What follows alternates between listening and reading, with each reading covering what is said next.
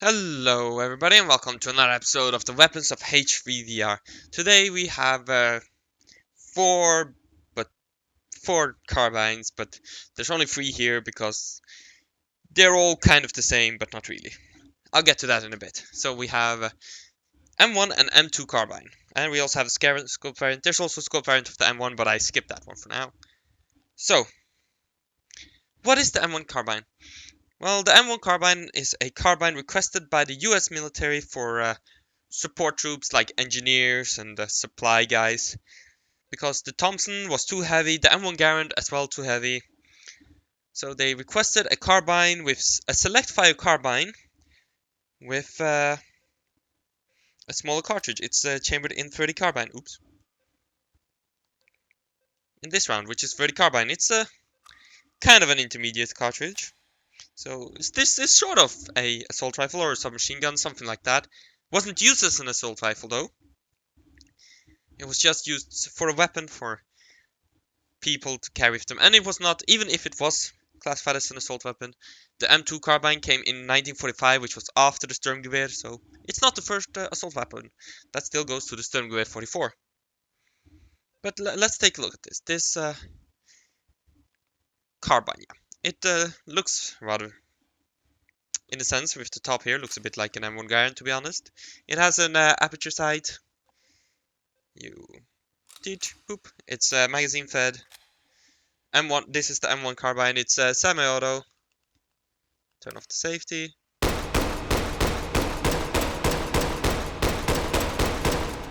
Not a lot of recoil. After all, it's an M1 carbine. It's a small cartridge. It does not lock open on empty. The M1 carbine, of course, entered service, this thing, in 1941. And, well, it was actually rather liked. The cartridge, it was weak, which is one of the complaints that people had of it. But, people liked it rather much. But there is one thing they wish it had. Which is when we come to this, the M2 carbine from 1945. So, just turn off the safety first. Okay, semi-auto.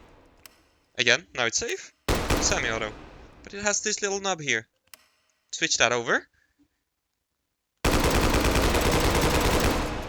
Yes! Full auto, baby. So, because of that, the M1 carbine would be very, very liked. Or the M2 carbine. We'll get to this thing in a bit. I don't have any history on this, but it's a cool little thing. So, many of these M1 carbines ended up getting converted to M2 carbines. The M2 carbine, of course, here has this little metal thing to help cooling off the barrel. M2 carbine, or M1 carbine, as you can see, is just wood up here. And M1 and M2 carbine is getting confusing. Of course, for the sling swivel. Let's get to this thing. This is basically just a scope variant of the M1 carbine.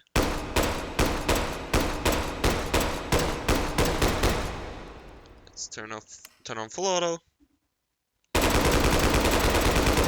With that said, I don't know how useful that would have been due to the rather weak cartridge. The weakness of the cartridge actually made people believe that it was a pistol cartridge and not a carbine cartridge.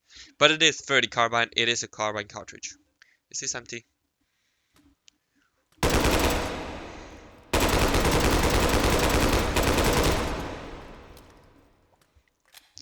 I believe this one was used all the way up until the 70s.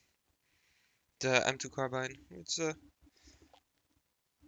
from World War I to the 70s. World War II, I mean, to the 70s. Not a bad life.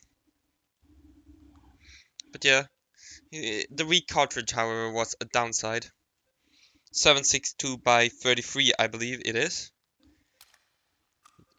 Which is just 30 carbine. Fires from close bolt as well, by the way. So yeah, that was a quick video on the M1 and M2 carbine. I suggest you check out Forgotten Weapons videos on these or other videos for more information. I hope you all enjoyed. Please leave a like, subscribe, and all of that. Check out next week's videos in the poll below. And I'll see you next time. Bye!